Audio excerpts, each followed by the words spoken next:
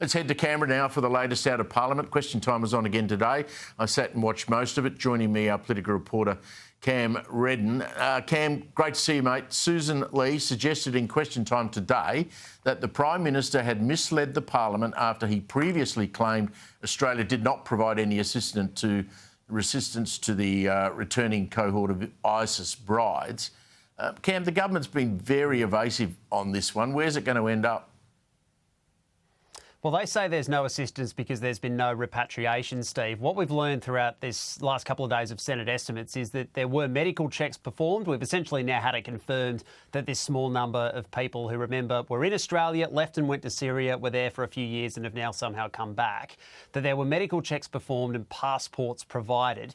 The government says, and the departments have said, that that happened because they are Australian citizens and are entitled to those passports. But the government has said in question time today, nothing beyond that. There was no attempt to, for example, assist them with flights or getting in and out of the Syrian border. So that's where the government has landed. Why we don't know more about exactly where these people are, how many more might be coming in weeks ahead, is because according to the Australian Federal Police, there is now a degree of investigation underway. They wouldn't elaborate on the extent of it into these individuals and whether there might be prosecution down the road, for example, for going to Syria and what might have happened over there. So we might learn more over the rest of this week of Senate estimates, Steve, but the Federal Police saying that they don't want to essentially blow their own investigation by providing additional information on these people, and that seems to be what's guiding a lot of the government's language on this at the moment. I'm sorry, Cam, I'm confused about the definition of repatriation. I mean, two women and their children, they get themselves out of Syria and manage to get themselves into Lebanon.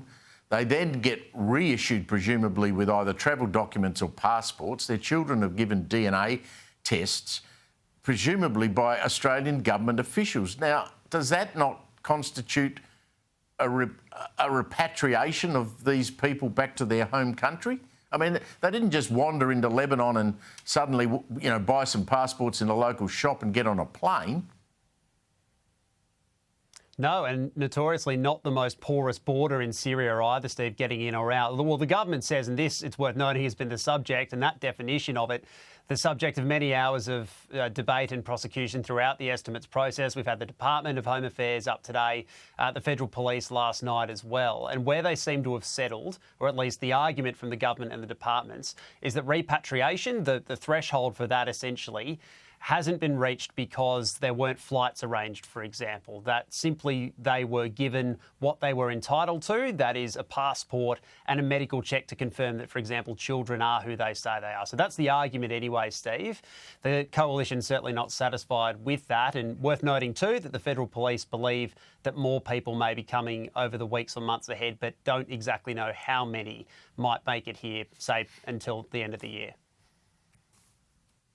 Cam, I love Senate estimates. It's so much more fun watching than question time these days because you actually put public servants and ministers under the hammer and you actually get some information out of it. Now, we find out today Treasury is examining that superannuation tax change. This is for accounts over $3 million. They're going to double the tax from 15% to 30%. Announced 2 years ago, yet to be legislated. It appears the opposition have the view that the Prime Minister is getting wobbly on this. The Treasurer is holding firm. Where's this going to end up? Well, what we learned there today, Steve, is that the Prime Minister's office has at least had a conversation with Treasury about some of the feedback that's been received on this policy. You mentioned 2 years. It's February 2023 when the government announced this. So all this way through, and elections come and gone, they still have not been able to get the Senate on side. The coalition won't support this in any form. And what we also learned today is that Treasury has now said that it is, in one case, has modelled, but is certainly considering a lot of that feedback from stakeholders, saying that maybe it shouldn't look at unrealised gains. Perhaps there should be exclusions for things like accounts with farmland or big amounts of property that are not as liquid assets. So at least an acknowledgement there, Steve, that Treasury is looking at changes and the potential revenue impacts of that. The government says at this stage they're still pushing ahead with it, but it's at an impasse. To see a way through the Senate, you'd have to expect there to be changes. But of course, the Greens want this to apply to super accounts that are much lower than $3 million as well. So whether there is any impasse anytime soon, we'll see. And maybe not a change in policy yet from the government, but at least a change in its approach to trying to get this policy through. Yeah, it's going to be very interesting to watch. Now, at the end of question time, Tony Burke decided he would stir things up. He used a circus analogy. This is off the back of Jacinta Nampijinpa-Price suggesting the opposition's like a circus. He used this analogy in question time.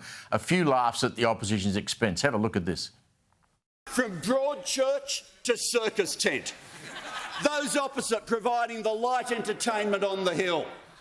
The Leader of the Opposition, forever, from the moment she's come into office, has been juggling on a tightrope without a net while below her the extreme right are engaging in a knife-throwing event.